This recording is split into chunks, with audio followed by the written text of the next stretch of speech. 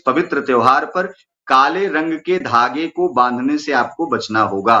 काले रंग का धागा ना हो, काले रंग की राखी ना हो। खास करके यदि हरे कलर की राखी है और बहुत ज्यादा डार्क है तो उससे भी आपको बचना होगा। अब ऐसे में जो बहनें अपने भाइयों को रक्षा सूत्र बांधेंगी, एक प्रश्न ये भी आता है कि कौन सा ऐसा वस्त्र पहन करके बांधें जिससे उनके अंदर की जो ऊर्जा है वो अपने आप में बहुत ही लबालब भरी रहे और उस ऊर्जा से ओतप्रोत होते हुए वो भाई को भी आशीर्वाद प्राप्त हो। तो ऐसे में श्रावण माह में बताया गया है, हरे रंग का विशेष रूप से महत्व बतलाया गया है। हरा रंग प्रकृति का प्रतीक है, शांति का प्रतीक है, हरा रंग प्रसन्नता का प्रतीक है और हरा रंग बुध का प्रतीक है।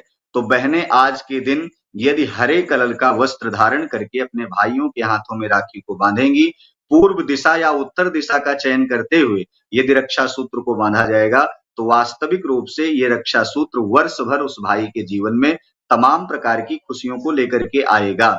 और वैसे आप लोगों को ये मैं बताना चाहता हूं कि आज के दिन यह जो रक्षा बंधन पावन पवित्र पर्व है, आज के दिन यदि बहन को गिफ्ट में उपहार में बहुत सारी चीजें समर्पित की जाएं और उस समर्पण से आशीर्वाद लिया जाए तो उस आशीर्वाद से आपके जीवन में तमाम प्रकार के मार्ग प्रशस्त होंगे। खास करके नौकरी, आय और व्यय के मार्ग आपके जीवन में अत्यधिक प्रशस्त होंगे। जी बिल्कुल पंडित जी, आपने हमें बताया कि राखी बांधने का मुहूर्त क्या है। इसी से जुड़ा मेरा एक और सवाल मेरे मन में आ रहा था कि आजकल कई तरह तरह की राखियां आती हैं, बहुत सारी डिजाइन वाली राखियां आती हैं। बच्चों के लिए हम देखें तो कार्टून वाली जो राखी आती है मार्केट में, तो क्या कार्टून वाली राखी बांधना सेफ है?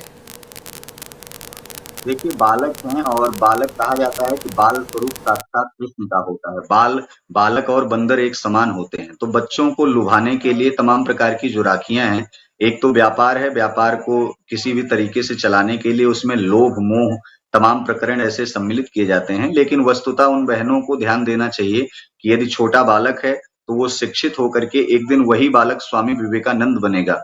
एक दिन वही बालक राष्ट्र के लिए कहीं न कहीं निकल करके वो एक ऐसा सुंदर चंद्रगुप्त मौर्य जैसा शासक बन सकता है।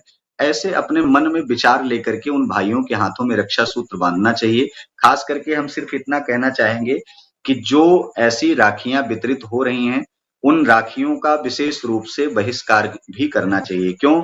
इसलिए क्योंकि हमारी सनातन संस्कृति, हमारी परंपरा को अगर आप खराब करने का कार्य कर रहे हैं, आप प्लास्टिक की राखियों में भगवान कृष्ण को छाप दिए, आप किसी देवी देवता को बना दिए, कल को वो बच्चा खेलता हुआ उस राखी को कहीं तोड़ करके फेंकेगा या टूट गई तो वो कचरे में फेंकी जाएगी। यानी उन मूर्तियों का कहीं न कहीं खंडन होता है और वो चले जाते हैं, कचरे में फेंके जाते हैं। तो ऐसे तमाम प्रकार के समाज में जो अपराध हैं, इसको अपराध ही कहते हैं। ऐसे ही अपराधों को जो जन्म ले रहा है, उन बहनों को सशक्त होकर के, इसीलिए नारी सशक्तिकरण इसीलिए कहा गया है कि महिलाएं राष्ट्र में ही नहीं अपितु जीवन में भी सर्वप्रथम यदि कोई वंदनीय पूजनीय है तो वो माँ है, सर्वप्रथम पूजनीय है तो वो स्त्री है।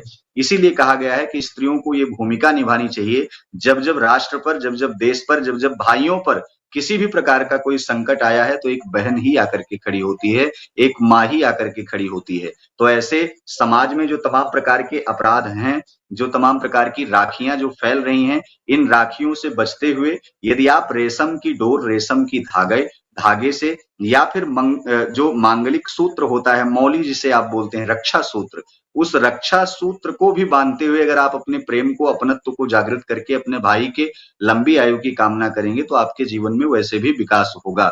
अब इसमें बहुत सारी चीजें ऐसी भी हैं, जैसे बहनें क्या है कि वो रक्षा सूत्र जब बांधने जाती हैं तो प्लेट में कुछ न कुछ रख करके ले जाती हैं।